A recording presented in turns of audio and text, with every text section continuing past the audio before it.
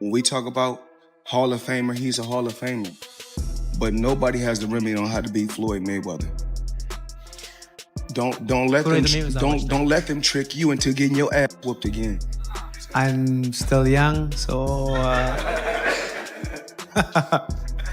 and I'm always active with this sport. So what I have done and accomplished in boxing, I think it's one of a kind, because to get a different weight division is not that easy. Him and me, we taking care of our body, and we always work out almost every day and playing basketball like that. So right now, I still can fight. I feel like I'm still young. I mean, nothing changed.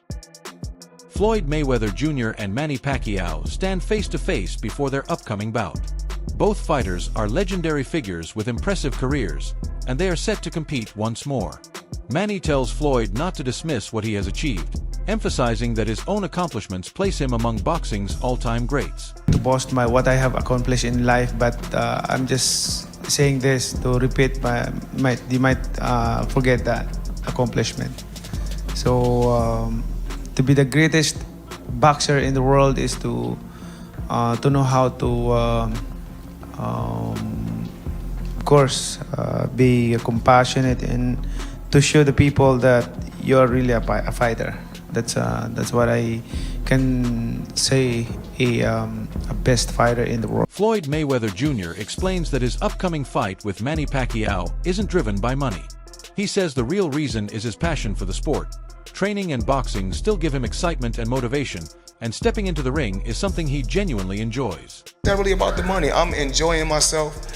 I'm able to stay in shape, and whereas with a professional fight, like when you're training for all the top guys, you have to work extremely hard, and you have to work out extremely a lot. Meaning, you have to do between 5 and 8 mile runs.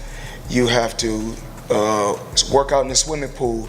You have to chop wood. You have to do a lot of sparring. You have to do. I mean, it takes a lot of bag work. Hand specialists, masseuse. It takes a lot for a fight that's at a crazy high magnitude, with a super fight. But when it's an exhibition, you can come in the gym, you can work out, you can hit the bag, you can spar a little bit, you can do little light runs, you can have fun, you can travel the world and still do your workouts, and it's pretty cool. Meanwhile, Manny Pacquiao says he took important lessons from his first fight with Floyd Mayweather Jr., and he plans to use what he learned as part of his strategy in the upcoming bout. He explains that he gained a lot of insight from that fight. I learned a lot on that fight. Way back 2015, I think we become mature right now, and how to handle it, and I hope that it will not happen again, the way it is last 2015. It's the experience is not really 100%, but I'm hoping for this time around no more excuses, especially to my condition, and also for everything. I'm so excited and ready to the fight. Although before he wants an exhibition with me, but I disagree, and I don't want to fight with exhibition with him. I want to fight a real fight. Rather than relying on traditional pay-per-view, the fight reaches a huge worldwide audience through streaming subscriptions, sponsorship partnerships, and merchandise sales, turning it into one of the year's largest sporting events. When people say the biggest fight in boxing history, if you don't adjust for inflation, et cetera, or tickets sold, et cetera, Joe Louis and Max Schmeling, the rematch, Ali and Frazier, the first fight, these were the biggest fights in boxing history. But Mayweather and Pacquiao was easily the biggest fight of its era, of the generation. And it was the highest grossing fight of all time. Sure. Because it 4.4 million pay-per-view buys at $100 a pop. Do the math, right? It's interesting because Netflix is obviously in the business of, you said, eventizing. Yes. Everyone, they want enormous events that become shared experiences in a way, in this day and age, partly because of delivery systems of content like Netflix, everything is so niche. You know, everything is so compartmentalized that there's very few shared experiences. It's one of the reasons that the NFL is such a big deal, because the NFL can get tens of millions of people. Oscar de la Hoya predicts that Floyd Mayweather Jr. will once again come out on top against Manny Pacquiao, highlighting Mayweather's exceptional defensive skills and his strong control inside the ring. One thing about Mayweather you have to understand is he's always taking care of himself. Like, you know, his body, physically, mentally, he's always been very sharp and always staying in the gym and doing something physically, right?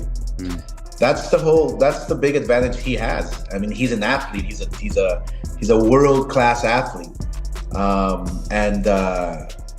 You know, watching Pacquiao's last fight, yeah, you kind of feel bad. You kind of feel bad for him, and you know, even though he did win and he did, I guess, pull off a surprise in his last fight with a draw against the world champion. But still, you tend to kind of like feel bad because it's not the same Pacquiao. You know, it's definitely not the same Pacquiao I faced. That's for sure.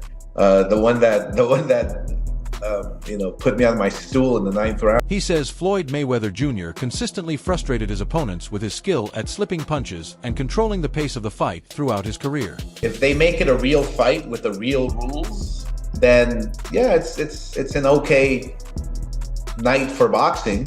Who would you back? Who do you think would win it? If it's a real fight, because that's what Pacquiao wants, it seems. Yeah, I think Mayweather will. I think Mayweather will take it. Yeah, Manny Pacquiao is now completely dedicated to boxing. Unlike their first encounter, there are no distractions this time. His full focus is on training and getting ready for the fight. To know, do you plan to return to politics, or is boxing now your focus for the next few years? First of all, I would like to congratulate all the fighters, the Filipino who won the fight tonight. I'm proud of them, being a Filipino. And also, this is all I can say, that Pacman is back and the journey will continue. And about politics, forget about politics.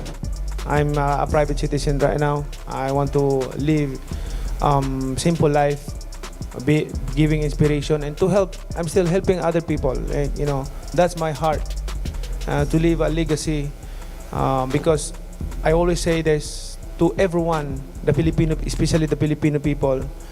I want to create a legacy that I can leave behind when we're gone, because we're not forever in this world.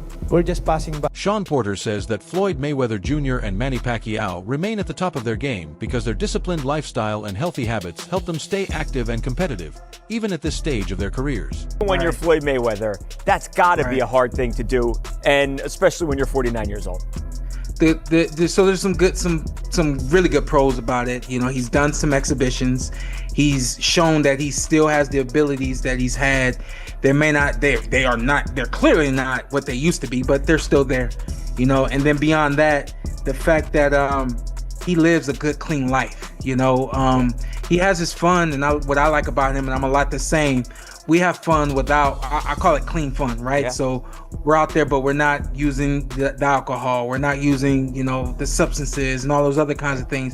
Yeah, we may stay up late once or twice a month, 2 or 3 o'clock in the morning, but what's the worst that can happen? And for someone like him, who he got everywhere he got because of this right here, that's never going to change for him, right? So he's just going to lock back in, and he'll literally be the Floyd of old. Sean Porter points out the high stakes of this fight, noting how unusual it is for Floyd Mayweather Jr. to risk his perfect record at this point in his career. While many fighters his age might opt for safer exhibitions or low-risk appearances, Floyd is taking a full competitive approach, making this bout an official challenge rather than just a showcase.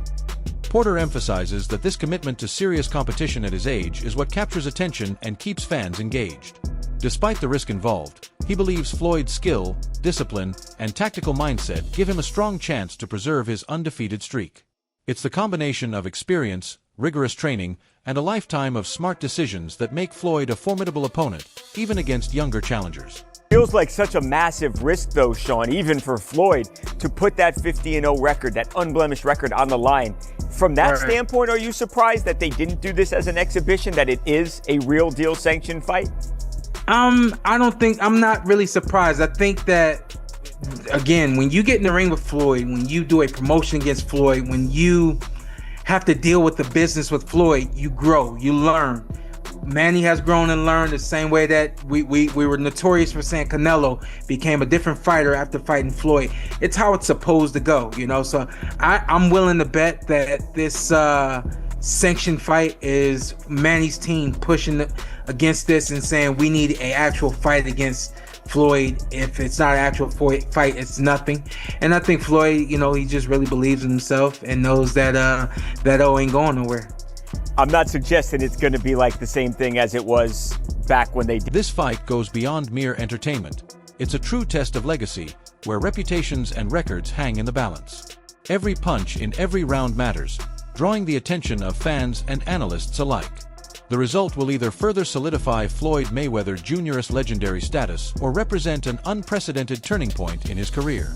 Sean Porter describes the bout as a powerful mix of risk, skill, and history, making the high stakes clear to everyone watching. I think people will be into this, Sean. Will this captivate the sports world? It was dubbed the fight of the century last time. I know a lot of people ultimately weren't thrilled with the outcome, perhaps, or the action of the fight.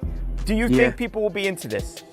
You know, boxing is known as having a walk-up crowd, right? So when you don't see a lot of pre-sold tickets, it's kind of like, I know the promoters, the business, they don't worry about it because they're like, night of, everybody's showing up. I got a feeling we're going to have a majority of the boxing world, of the sports world, everybody's going to be pushing against this. This is stupid. What are they doing? Floyd's taking this risk. They're almost 50. They're going to say everything that needs to be said, but then guess what? Everybody's going to tune in and watch this one. The same thing happened when Mike fought Jake. It was like, what is this? It doesn't make sense. I can't believe it.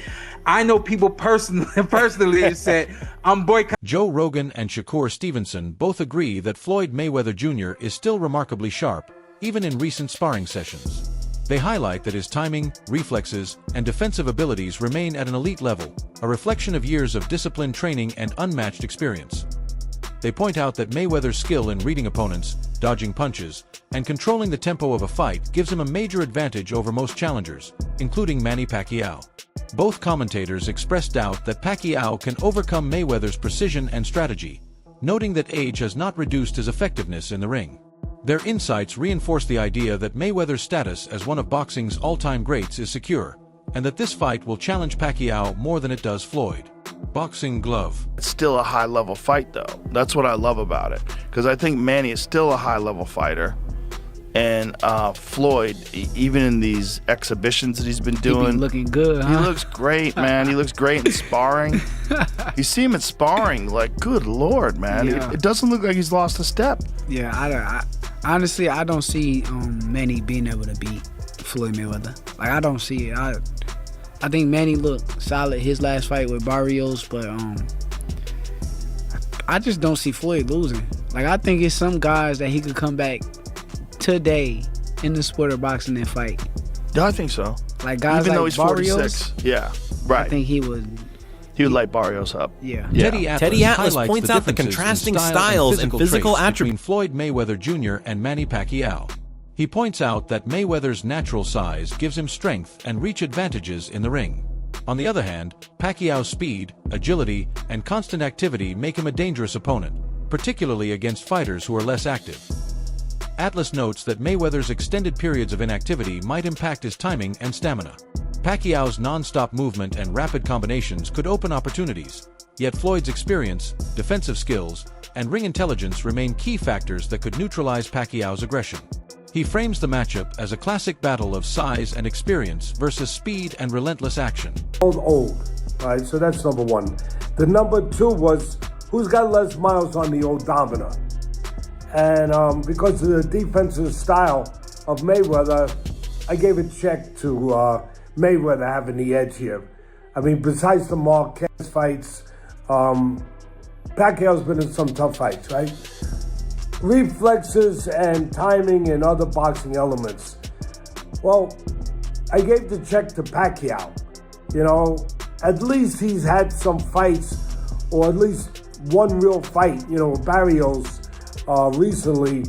And yeah, Mayweather's fresher, but inactivity could affect his timing, especially early in the fight. So next one, power. Well, the guy who's always been a naturally better puncher, not the naturally bigger guy though, so that equals it out a little bit, evens. Wade Plemons recently expressed concerns about streaming platforms promoting fights featuring older boxing legends. He argues that events on services like Netflix often prioritize entertainment and commercial success over the long-term well-being of the sport. Plemons explains that while these fighters earned legendary reputations during their prime, bringing them back long after their peak can give younger audiences, who never saw them at their best, a different impression. He believes such matches are primarily motivated by business. Huge audiences, sponsorship deals, and global streaming reach make them extremely profitable. Fans' curiosity to watch legends like Floyd Mayweather Jr. perform at an older age naturally generates massive attention. Things that people want to see, grabbing attention when procuring sports for their platform. You don't see Netflix going out, no offense to, you know, smaller events in boxing or MMA or really anything, but you don't see Netflix going out and grabbing, you know, a regular fight night to put on their platform. You don't see Netflix going out and showcasing high school football or even college football. You see them going after the biggest and most watched events they can possibly make. And I think, again, that's a good thing that boxing is included in it at all, right? You're seeing these exhibitions with Jake, and you're seeing the Mike Tyson-Jake Paul fight, and those do bring a ton of audience. Whether you like the fights or not, they do. And again, it brings more people to the sport. Do I wish that more people came to the sport for, you know, championship bouts between guys like Teofimo Lopez and Shakur Stevenson, or that we could showcase the Ring 4 card on Netflix for David Benavidez and Anthony Yard and Devin Haney and Brian Norman Jr.? Of course I. However, Wade Plemons argues that constantly spotlighting returning legends can overshadow the rising stars who are shaping boxing's future. He acknowledges that nostalgia draws viewers and generates excitement, but he believes the sport would benefit more from showcasing fighters in their prime, whose performances are defining the next generation. Plemons emphasizes that honoring past champions is vital for boxing's history and culture, yet repeatedly relying on them for major events risks stagnating the sport and diverting attention from new talent. In his view, promoting active, up-and-coming fighters supports long-term growth, keeps fans engaged with contemporary competition, and balances respect for legends with the evolution and development of boxing. Find a way to get it in front of a massive audience to then have that trickle-down effect to the people that come for the Mike Tyson, Jake Paul, the Jake Paul, Gervonta Davis, the Floyd Mayweather, Manny Pacquiao, 16 years after it happened, or even the Crawford Canelo fight, and hold on to as many of those people as possible that are interested in this sport. And in that way, again, everyone eats. And I think it is good for boxing. Now, you're always going to have this discussion of like, what's better for the sport? Is it a good thing? Is it a bad thing? You're going to have people that go, no, I don't want to see this because they're two legends and are going to look like lesser versions of themselves than we remembered. And in that way, it may hurt their legacy. I'm not one of those people. I can separate the best from when they were the best to what they are now. And if these guys were, I mean, Floyd's close to 50. He might be 50 at this point. I don't even know. This is going to be a lesser version of that, but it's not like, you know, someone in their 60s doing this, or even Mike in his late 50s doing this. And even then, I could separate like Jake Paul beating Mike Tyson in a pro bout. Tim Bradley reflects on the upcoming bout between Floyd Mayweather Jr. and Manny Pacquiao, acknowledging the situation plainly. It's a sad thing, but it is what it is. He stresses that, despite public opinion, the fight is happening for clear reasons. Bradley explains that Mayweather would not enter the ring unless he truly believed he could defeat Pacquiao. He describes Floyd as sensitive and insecure, always feeling the need to maintain an advantage. Bradley notes that Mayweather watched Mario Barrios lose to Ryan Garcia, which gave him confidence, thinking he could outperform Barrios. He believes that Mayweather's experience, hand speed, and disciplined training allow him to remain capable of beating Pacquiao, even as he approaches 50 years old. He needs money, that's why. All the rumors are true. It's a sad thing, but it is what it is. But it is what it is. And you know one more thing. Mayweather, if Mayweather didn't believe that he can beat Manny Pacquiao, he wouldn't be in the ring with him. Yeah, you know Mr. Sensitive. I love Mayweather, but let's keep it a buck. Oh, he's sensitive as hell. Not only is he sensitive, the man, he's insecure like hell. He's insecure, and he got to have a leg up on your ass. And he saw the Barrios fight, and Barrios just got smashed by freaking Ryan Garcia. And then now He like, oh, well, Barrios is all right. I'm better than Barrios. Even though I'm damn near 50, I'm still better than Barrios, my experience. Tim Bradley also discusses the role of modern platforms like Netflix, noting that the streaming service now seeks premium content and is willing to invest heavily in it. He credits Jake Paul for opening the door that allows older legends like Floyd Mayweather Jr. and Manny Pacquiao to compete again, making the events financially lucrative. While Bradley values the opportunity for these legends, he personally feels the timing is late. Still, he expects the fight to draw massive global attention. In his view, although fans everywhere will watch, Pacquiao does not currently have what it takes to defeat Mayweather. At some exhibitions, I know I can still do this. That's what he thinking. He like, I still can do this. I can beat Manny Pacquiao. I saw what Barrios did to him. So, that's the reason why this fight is happening. The rumors are damn true. It's sad, but it is what it is. And you know what? The money right now for content is crazy. Netflix is paying for any type of great ass content, man. If you seen the change with Netflix, man, I almost canceled my damn subscription with Netflix because I got sick and tired of seeing the same boring ass shit on Netflix. And now they got this woman in place now, and she's seeking out and she want the best of the best content. You know, they got podcasters and stuff all on Netflix now. I mean, it has grown crazy. So, you know, Jake Paul opened up the Netflix avenue. Yeah, he opened it up. That's it for today's video. Stay tuned until next time.